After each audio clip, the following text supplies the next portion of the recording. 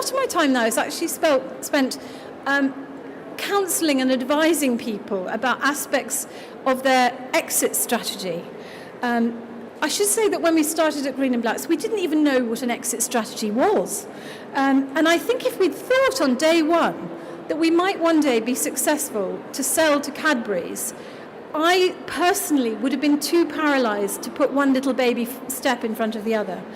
But if you had asked me on day one who I would ultimately like to sell my business to, I would have said Cadbury's, because as a baby journalist, I remember a fantastic outing to the Cadbury's factory in Bourneville. And, long before Cadbury World was a twinkle in some savvy marketing person's eye.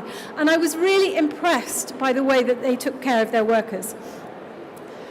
What I didn't realise when we sold to Cadbury's was that at some point Kraft would come circling like sharks, and that eventually they would gobble us up, as they have done in the last few weeks. But I will say that I will fight tooth and nail for Green & Blacks to remain an ethical brand, an ethical fair trade brand. In reality, companies don't really buy other brands to change them. They buy other brands because they've succeeded in doing something that they couldn't do themselves. But Craig and I and everybody at Green & Blacks is going to be keeping a very close eye on what Kraft does. But that is something, as an entrepreneur, that you have to live with.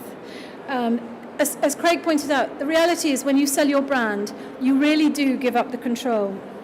So even though we chose the new parents for our baby really carefully, you can't put a covenant on the sale of a business the way you can with a house. And say that it cannot ever be sold on to somebody who doesn't share your goals and your aims and your dreams.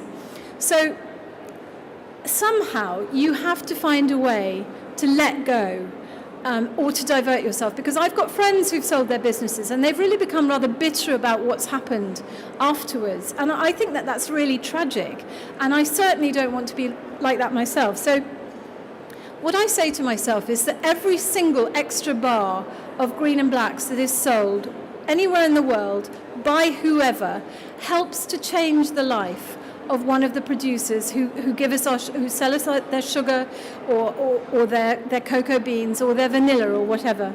And that's how I can live with the company that I started in that Portobello bedroom, now being owned by a faceless multinational.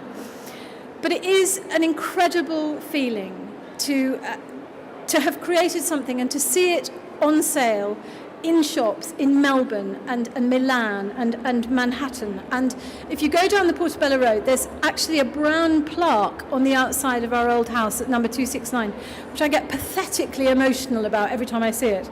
And it was really fun last year because Craig and I sat down to write a book called Sweet Dreams, the story of Green & Blacks, published by Random House, which documents the kind of roller coaster ride that we had. And it really was a roller coaster ride. But I don't believe for a moment the success that I have had is down to luck. I really like the quote that says, luck is what you have left over when you've given 100%. And I think that anybody working in a business environment for themselves is going to have to give 100%. There is no magic formula. And in my experience, invariably, successful business people are prepared to work 18 hours a day, to roll up their sleeves. They have trouble switching off even on holiday. You have to be the kind of person who lives to work rather than works to live. Because if you just want to be able to shut your door on your work at the end of the day, then go and work for somebody else. So I'm often asked what my secrets are, and they are really ridiculously simple. One, as I say, be prepared to work harder than you ever thought possible. Two, try to do good while you're doing business, and you will be repaid many times over. I truly believe that businesses have their own karma. Three, have fun. Bring your sense of humour to work. I love the sound of laughter in an office, preferably not behind me. But 4, make your staff feel like part of a team. I really admire companies these days that get their staff involved in some kind of corporate social responsibility activity, like, guerrilla gardening or repainting a local old people's daycare centre or whatever, a hostel for the homeless. Those are incredibly bonding outings for your staff. And they give staff a feeling that the company that they're working for really can make a difference. And actually, at a time of wage freezes and even some, wage reductions, that feeling can be what glues your staff to you. Number 5, don't ask any member of staff to do something you wouldn't be prepared to do yourself. I have to say, I still unblock the loos in my businesses because I don't think I should ask anybody else to do that. And number 6, really importantly, harness the power of publicity to talk about what you're doing. Green and Blacks, as I'm sure you can tell, really is still my baby. And even though we don't own a single share anymore, I really don't think I will ever stop caring about it, a bit like a protective parent, even if it's now, gone off to school, had its gap year, gone to university, and is now working for a major multinational.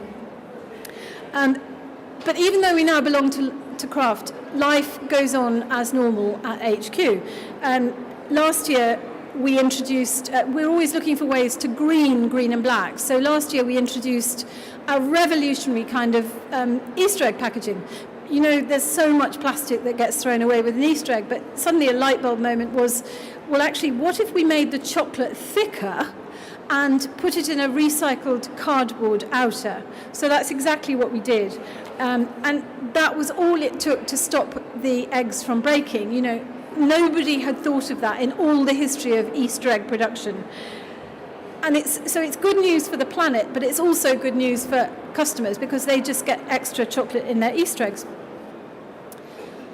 And Green and Blacks is still growing faster than Craig's and my wildest dreams.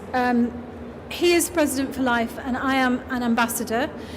In the last year, I've been to Australia, Finland and Sweden to just give the brand a boost in those markets.